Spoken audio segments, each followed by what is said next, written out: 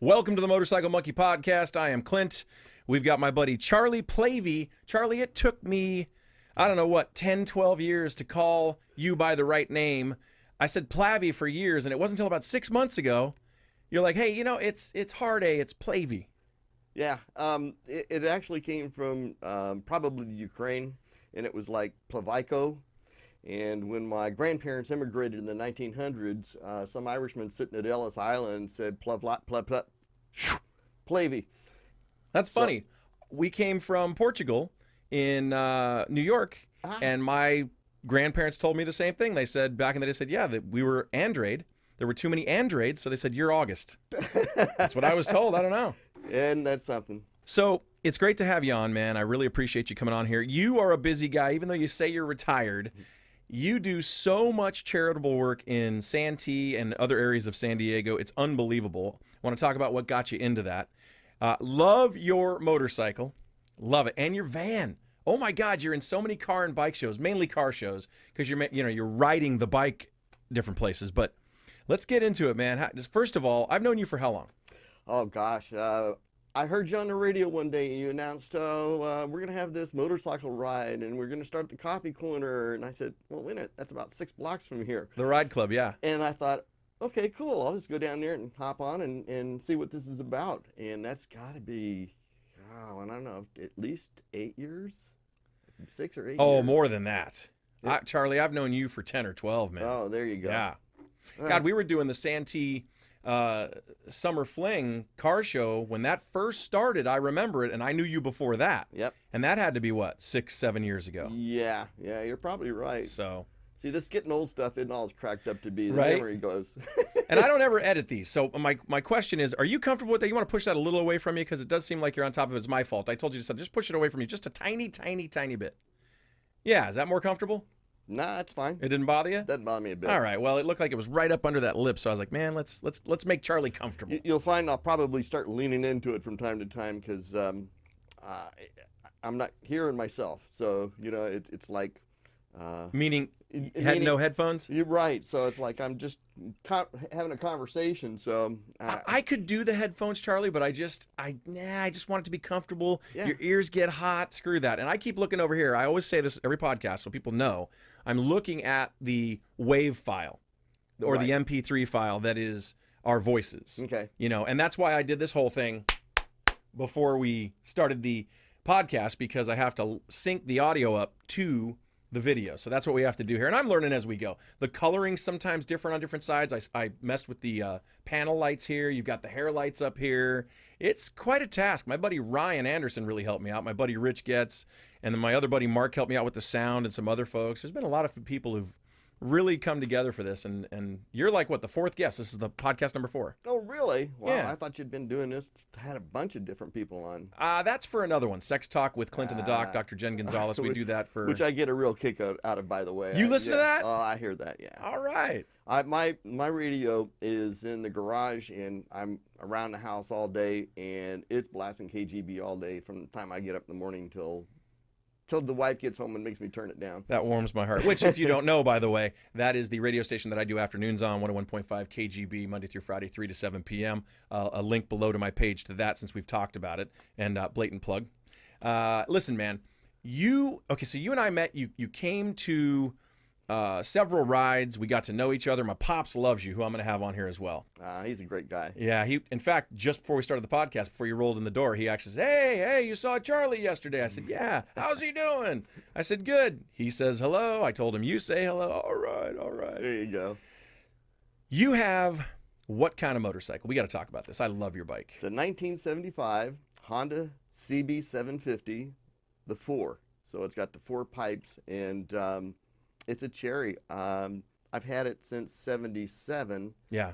And the guy that originally bought it lived up in Escondido, bought it new, rode it around the country, did a West Coast tour and back with his wife. And then he decided he was going to trade it in on a Mercedes. So it went to San Diego Mercedes-Benz, and the owner there, George Parker, used to keep it in his garage over on Torrey Pines Beach. He's got a condo over there. Must be nice. And yeah, well, and he would take his girlfriends up and down the coast, on the weekend type of thing. And then it got in the way of the pool table, so he said, I got to put it back on company inventory. And right. we were having dinner at the Spaghetti Factory, the family, and my father-in-law was the body shop manager at Mercedes-Benz. And so he mentioned that George was going to put it back on the inventory, and I said, it's gone, man. Call him now. Can I ask you, what did you pay for that? $1,200. Now, see, back in '77, that's a lot of money. It was a chunk, but it was well worth it. Oh, everywhere we ride, when you're with us, I see people stop you once you're pulled over, or even in cars taking pictures. We all love your bike. And it's a 750. I had a Honda V45 Magna 750 in 1983 back in the day. That's for another story. But the point that I want to make about that is that a 750, yeah, it can get you around pretty much wherever you want to go. But for super long distance, it is a smaller bike. So what's the longest distance you've been on that bike thus far?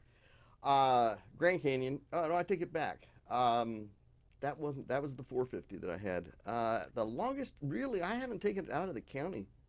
Pretty well out to maybe the desert. Used to go out to Glamis a lot.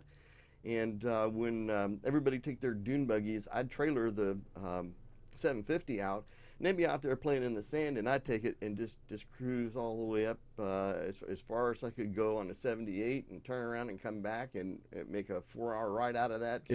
Just cruising out there in the middle of nowhere. What's your tank distance? We've talked about this, but I forgot.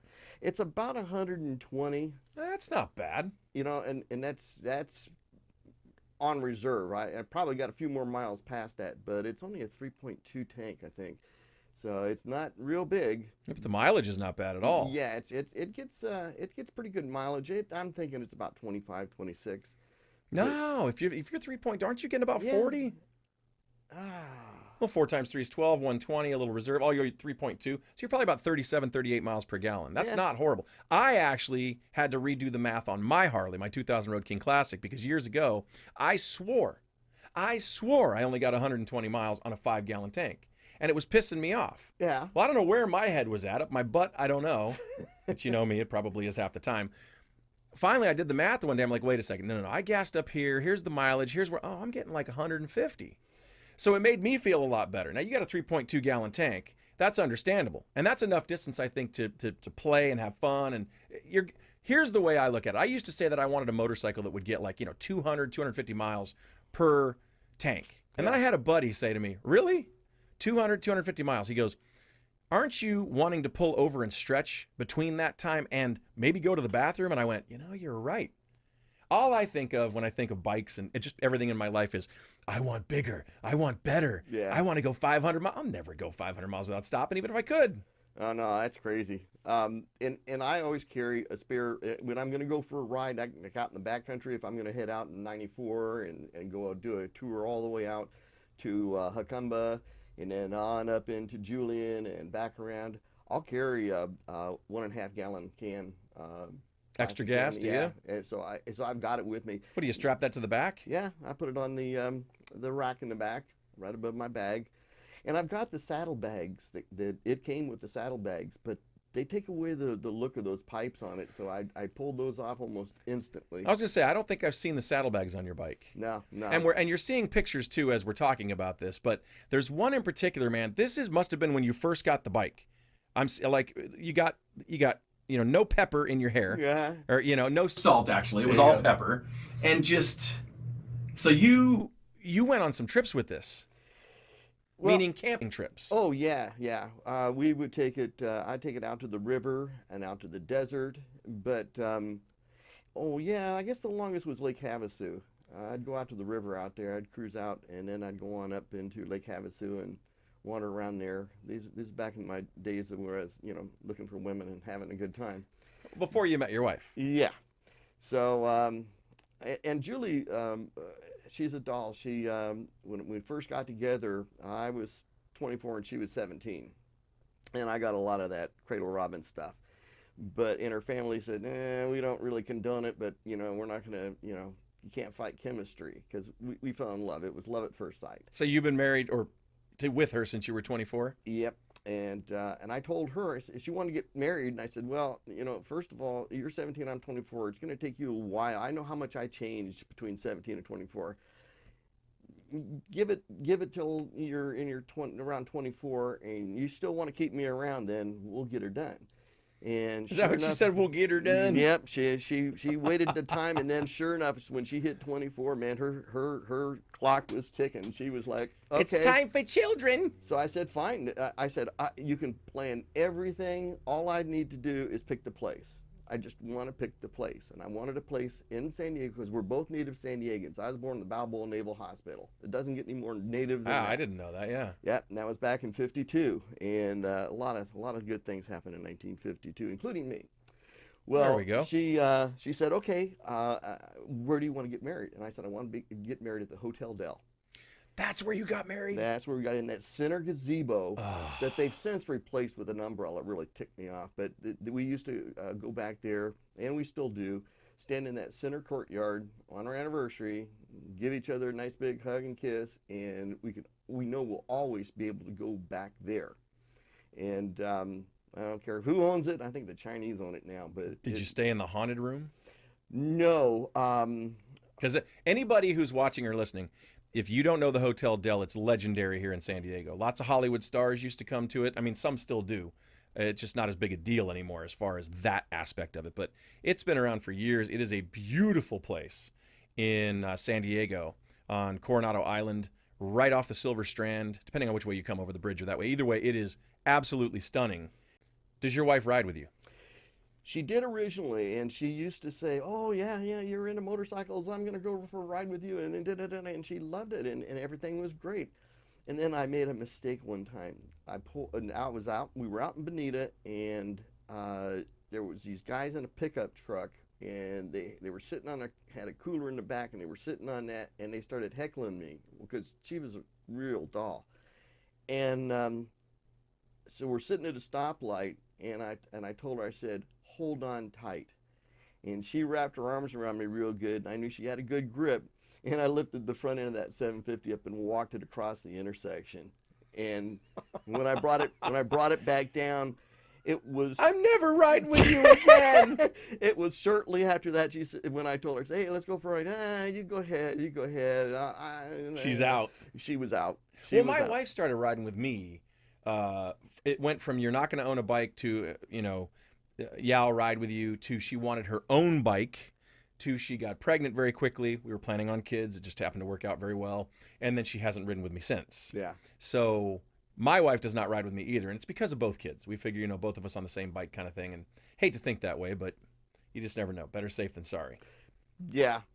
And, everybody's got a different relationship. And some of these folks that we ride with, you could tell that the gals just love riding as much as the guys. Oh, yeah. Oh, yeah. And then a lot of them ride on their own, too. They do. So you've got this motorcycle. We see it everywhere. I love it. And it's always great to have you along for the ride club rides or just whatever we're doing.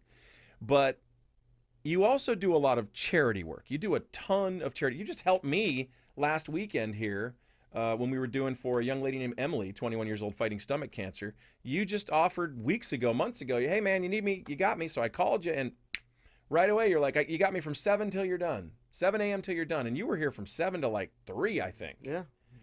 But you do these kinds of things all the time. When did you get into doing so much charitable work? Well, I started off telling everybody.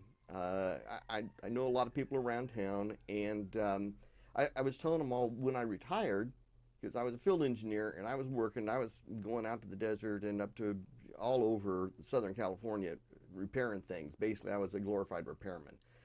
And I would come home and I'd be beat. And I'd say, I just don't have the time and energy to put into volunteer work. But my parents were both volunteers. My dad was 20-year Navy as a volunteer. Awesome. And then he worked at the Marine Corps Exchange for 23 years after that and never took a sick day in 23 years. Really? Yeah. They cried when they had to pay him off for his back sick leave payment. Right. They really did. They said, oh my God, we can't believe that you, because the little major that was giving out the citation said to my dad, he said, he was reading a little write-up on him, and he says, he looked at Zaid and he said, is this right? And Zaid said, yes, sir, I verified that. That's a true story. And he looked at my dad, he says, you spent 23 years working for the Marine Corps Exchange and you never took a sick day? How did you do that? And he looked that officer in the eyes and said, well, sir, I spent 20 years in the Navy and you just didn't miss muster. You should have seen that Marine, that major, pull himself up and he had saluted Dad if he could, but he reached out and shook his hand and said, we need men like you in the military today. So you learned hard work. You learned, I guess, to be reliable and accountable. Yep. Hence that poured over into your charitable aspect of your life. Exactly. And my mother was a volunteer for the Naval Relief Society. So while Dad was shipboard and at sea a lot of the time, Mom was working at the commissary at 32nd Street, taking care of children at the children's waiting room while the mothers went shopping. And then later at Balboa Hospital, where I was born, again at the children's waiting room while mothers were taking the other kids in to get them medical treatment. So it was something that they never preached to me about volunteering. It was just by example. So I kept telling everybody, I want to, volunteer, but I got to, wait till I have the time to do it. And I retired, and 2 weeks later, I was down at the UPS store, and I was turning in my laptop and cell phone and everything, sending it back to corporate. And there stood John Morley. He's a mutual friend of ours here in Santee, yeah. And he was one of the ones, and at the time was vice president for the Santee Santas. And he saw me walk in my civilian clothes and shorts, and he pointed at me and says, you retired. And I went, busted. You're going to volunteer. Busted. Right then I said, you got me. And so I've got, I think, 6 years now working with the Santee Santas. And there's about a dozen different organizations that I volunteer with. And you have to have done over 100 events in the last, since I've known you. Oh, you yeah, have to. Yeah. Maybe a couple hundred. Yeah. And it's not things that I have a schedule to do. It's not like I've got to be someplace between 8 and 10 on Tuesdays and Thursdays. It's like... one-day events. Yeah. Like the May Ride that we do for the troops, or like we did for Emily, or the Santee Street Fair if you're helping out. And it doesn't necessarily have to be every single year, but when they need you, you're there. Yeah. And I pull trash out of the river bottom for the San Diego River Park Foundation. Help do the same thing for the lakeside, and do props for their Halloween gig that they have out there. They started that You're a last good 2 man, years ago. Charlie Plavey. I tell you what.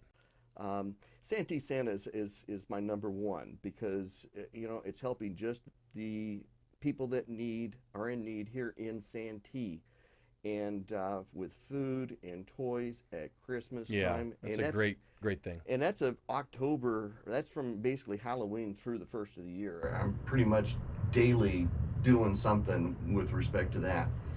Set up and break down the warehouse and managing the donation box. There's a whole lot involved. People don't realize how much effort is put into delivering those goods to those folks, and we would take it to their residence and deliver it to them personally. We had volunteers lining up in cars to load them up to take them there. Well, we'll have a link down below in the description too from this too, just if you want to learn more about Santee Santas. Yeah, but all the other ones that I volunteer for, again, are just ones where they say, okay, I love a clean San Diego, we're having a cleanup day, so I'll go do it. And it's semi-anonymous. I mean, I guess when you get there, sometimes they have you sign in so that they know when they get done. If they're missing a body, then who's not here.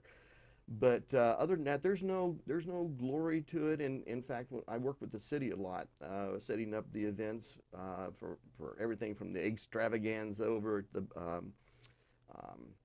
lakes, and the 4th of July celebration, the street fair, and a lot of the gigs, the health fair, and then the summer concerts, the bluegrass festival. And mostly what I do as I pull trash cans. Hey, you're helping out, man. It's like no job too small. That's the one thing I miss about my job is that I would go out every day and meet new people and communicate. And That's what I love about riding. that's it. And so I miss that personal interaction with people. So the volunteering thing really hooked me up with filling that void, and it feels good. Yeah. Well, thanks for doing that. And by the way, thanks to your family for your service. I mean, I know you said your father served in the Navy, and that means a lot, man. So thank you for that. Your van. Got to get to your van, dude. I love that thing. It's how many car shows has that been in? I've been in it before just a couple of days ago. In fact, yesterday actually. I had been in it when it's been parked. I've seen it all set up for car shows, but I'd never ridden in it till yesterday. I'm shocked at how comfortable and how much fun it is to ride in. But what year is that van? Tell us about the Dodge van. It's a 1970 Dodge A108 van. It's a Custom Sportsman. And the reason it's a 108, most of the vans are 100s, which is the wheelbase. Right. So what they did was... I say right like I knew what the hell that meant, but okay. Well, it's between the axles, the distance between the axles. Got it. And what happened was they decided to make a shuttle van, basically, with 3 bench seats in it. And so they expanded it, the wheelbase by 8 inches and hung another 8 inches on the back and another 8 inches behind the driver's seats and in the cab. But that thing is just unbelievable. And both it and the motorcycle are like maintenance free. That is the original 318 motor in it. Did you buy that new at the time? No, and it just occurred to me again, that father-in-law, Julie's mom and her father-in-law had that van. He used it, he was a sailplane pilot, and he needed a van to haul his gear in. And he saw this thing sitting across the street at the gas station up on Balboa. And so I went over and talked to the owner, and he was just using it to haul engines and stuff around in. And he said, okay, well, I'll trade you my Merc for it. So he traded his Mercury for it, and it was just a bang-up van. And you wound up with it later and fixed it up. That's it. Well, actually, he turned it into a traveling van. His shop, being the body shop, they said, you can't, you work for the most prestigious repair shop in the county. We can't let you drive around in this thing. Give us the keys, give us 2 weeks, and we'll make it pretty for you. So he did, and so all the guys there in the shop pitched in and worked on their spare time on it. And they put the yellow shag carpet throughout in it. They put all of the drawers and all that kind of stuff in it. And they actually toured around in it themselves for a while. Did a lot of the states in it. And then it got to a point where they decided, well, we're getting kind of old for it because, it's not a step in. You got to crawl in on your knees on that old thing. And even though we put pretty good padding in it, it's still, you get to a point where, and so they said, well, we're going to sell it. We said, sold. Yeah. I mean, but you put like a little bed in there. You've got, it's super comfortable. It's really fun to look at. And it's just, I know you've been camping in it. Got the picture of you and your wife there from I don't know how many years ago. Oh, those are the good days. We partied hardy. We went to the river and the desert, out to Glamis. Now she still does those things with Oh you. yeah, she still does those.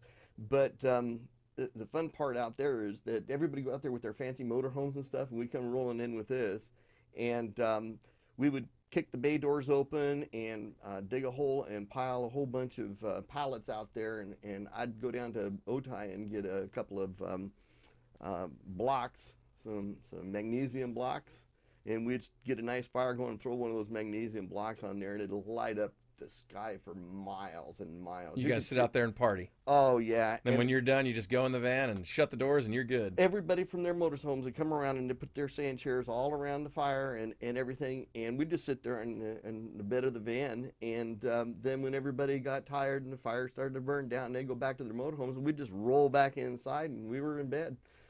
And it was... So you like to travel? Oh, yeah. I enjoy traveling. We did all the western states in that van. Wait, did you really? All 13 western states. We did it in about 3 weeks. And we would just drive until we were tired. And then we'd just pull over just about anywhere. This catch is a few you and hours Julie? sleep. Yeah, Julie and I, and in our youth, and we would pull over, we'd catch a few hours sleep, then back on the road we'd go, and we were going up 15, and we're just before the Grand Tetons, and Julie, we had a map, and we just kind of had a marker showing where we were kind of generally going, Right. and when the windows are down in that thing, it's like a wind tunnel. It's just whirling around. Oh, in it's there. loud, yeah, too. And but we were just having fun, and I asked her a question. She looked over at me, and the wind caught the map and sucked it right out the window. And and there's no turning around where we were 20 miles either way. And I Oh said, no. so I said, okay, I guess we're on our own now. You're just winging it. And we would go until we stopped for something to eat and ask them, is there a different way off the highway? Oh yeah, you need to go down this road and it'll connect back up. And I'll bet that was looking back, your favorite part of the trip because it wasn't planned. It was an adventure, an unexpected adventure. That's it. That's my favorite part about going on trips. Yeah. Me and my buddy Glenn, we did a road trip around the U.S., 11,000 miles, and forget it was like 6 or 7 weeks. And this is back in 1996.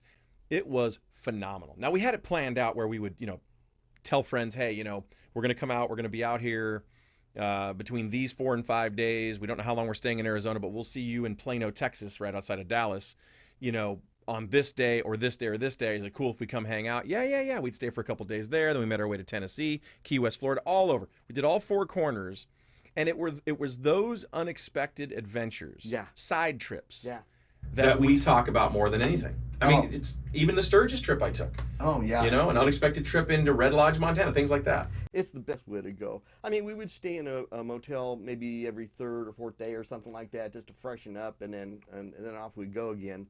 But the people we met, and everybody, especially that time in those 80s, people were just, they wanted to help us. They could see we were just a couple of kids having a great trip. And they wanted to do things to help us out and tell us where to go and what to see. And the hospitality was just there. And we didn't worry about running into bad people because we just didn't. And that has kind of sort of changed, unfortunately. The world's different now, and I'm not sure that you could be as free and open as we were back then. Oh, let me tell you, in 96, when I went with my buddy Glenn, we met a couple of strange characters back then too, and thank God we were good. We knew how to handle it. We just kind of kept our distance, and we could sense it, so we kind of went about our merry way. But you're right, nowadays, I would, if I took a trip like that, and I would again, if I were given the opportunity, but I would be much more careful. I would be on guard, wouldn't be as relaxed, and you're right, it's the reality of how we live today and the state of the world. Yeah. You can still do it. There are plenty of friends who still travel all over, even on their own, but it's not just so carefree. Yeah, and that's the whole thing about it. We were just 2 carefree kids out there having a good time. Well, back to the van now. That 3 bench seats in it with the 2 in the cab, and then if somebody sits on the doghouse, which is where the motor is on this van.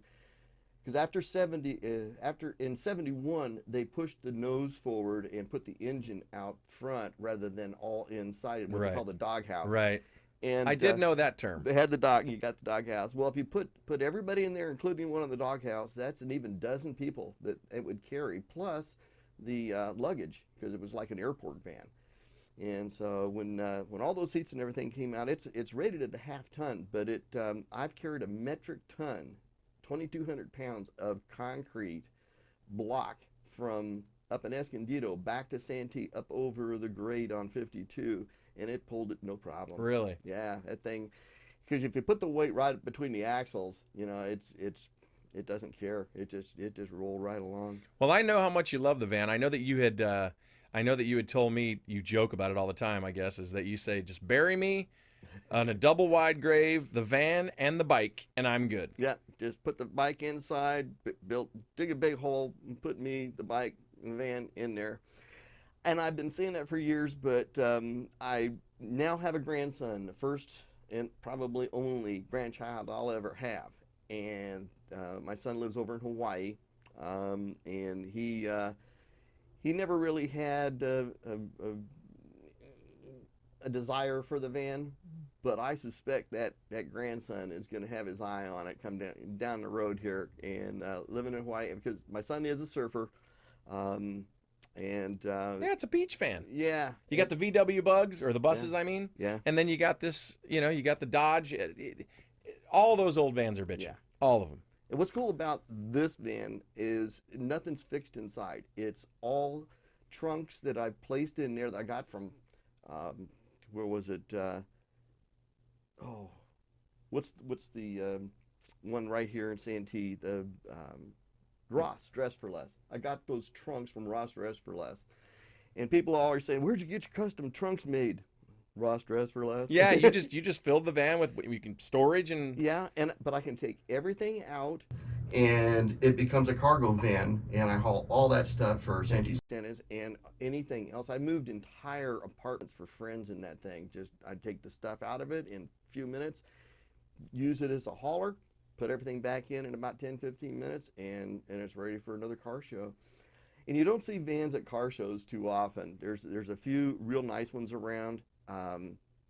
But they're kind of rare to have one restored to this level. But it was rusting away sitting out front. We had to decide whether to put it back together or let it rust away. Mm-hmm. And it just had too many great memories. And so because we go out to the Fiesta Island or out to the beach or downtown and park down there by the Midway and just spend the day, or go to a park and hang out. Well, we decided to put the money back into it because she had given to us so much over the years, and really we hadn't put anything into it. It just didn't break. Like I said, that's an original motor in it, and it's got somewhere around 500,000. I don't know. It's only got a couple 100,000. It's still, for that engine, it's just fine. It's a fresh one. Yeah. It's like the motorcycle, that 750. It's never had the motor opened up. It just never breaks. You've never had the motor opened up on that 750? No. You know what? I wanted to ask you a question about the motorcycle too. What is there a trip you desire to do on that you've not done yet? Yeah, one of our favorite places to go, and we usually go up there at least once a year, is Big Sur.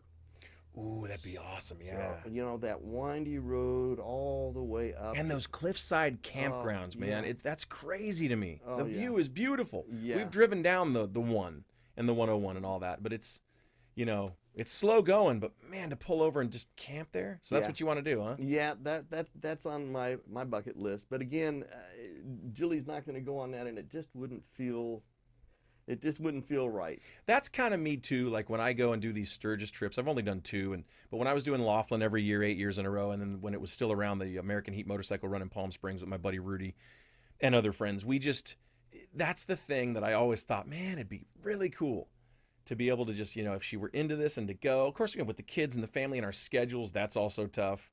But yeah, and that's part of it. There are many trips I want to take on my motorcycle, but then I realize that means me going without my family. Yeah. And that's a tough one. Yeah, and it's just something that's not going to happen on the 750. It's like you said. Put it in the back of your van. Well, like I said, I can take the mirrors off and I could roll that thing into the van, and it could roll. Roll it out at the campsite that you choose. Make that base camp, and then that way you're with her most of the time. Then just tell her, hey, I'll be back in a few hours, and go riding. I got news for you. Julie is at a point in life where outdoor camping is. We used to love to do it, and we did it in our youth, but now she needs a bed every night and a shower and comforts. All the comforts. Yeah, I get it. it. So what we do is we leave here and we go up to up the coast to Santa Monica and pick up the coast highway there. But you take the van. Never took the van up through there. Always in the car when we take our trip up through there. But then we go on up to San Simeon and book there for like 3 nights in a row. And then we would just drive up to Monterey, have lunch, turn around and come back. Spend the night and go up, turn around and come back. So that same trip is what you're hoping maybe one day. I'm one day hoping you'll do on the bike. Yeah, hope to do that on the motorcycle because that would be fun. My only problem is that it being such a recognizable, in fact, Haggerty Insurance had that bike on the cover a couple of issues ago, and it's one of the hottest selling, most popular motorcycles, sought after bikes. Oh, so to on the leave that market. overnight somewhere that you're unfamiliar with, even if you lock it up, Yeah, that's tough. Because it's only 500 pounds, and a couple of strong guys could lift it up, Yeah. put it inside of a pickup, and be gone in no time. Well, even me going up to La Grande, Oregon with my boys and their friends last year, I had my bike on the back of a Joe hauler, which is a great rack to put your bike on. It holds to 1,000 pounds, no wheels, no nothing. It just goes right into your hitch. That, of course, is if your hitch can handle it. Mine can. It's the Tundra. My point is, though, is that I remember driving the hotel the one night we stayed at the hotel on the way out and on the way back. Man, I got lucky. I backed that thing right up to the window of the hotel room because mine's not sought after like yours is, and mine's a 750-pound bike. Plus, you'd have to unstrap it, and I had a lock on it. But even still, I'm like you. It's like, man, you just never know. You know, when you leave it overnight, what can happen? You just gave me an idea. It just occurred to me. I could put that inside of an enclosed U-Haul trailer and take it up there with Julie. Well, there you go. And we could take one day and cruise up and cruise back, and the next day she could just lounge around in the pool, and I'll get on a motorcycle, go up and come back. There you go. Ooh. Ooh. You're welcome, Charlie. Yeah, hey, man, I like that. Now, if you do that, I want video so we can share it on here. Oh man, I'm gonna have to think about this. That's a cool idea. You're gonna go home and talk to her about it. Oh aren't yeah, you? I'm gonna. I got an idea. idea. Best of both worlds. Wow, what you're an inspiration. Thanks, That's a Charlie. great idea. Nobody's ever told me that before, but thank you. Yeah, I'm gonna have to think about that. Well, you got to keep us posted. You're gonna come back on Will at some do. point. Will do. All right, my friend. Charlie, I know you got a lot more stories, man. We'll talk again for sure. Sounds good. Thank you for coming on. Thank you, and you do a lot for the community as well, and for that I thank you. Have yourself a safe day, man. You too. And if you've ever served this country, past, present, men, women, every branch, we love you. We appreciate you. Thank you, and God bless you and your families for your tremendous sacrifice.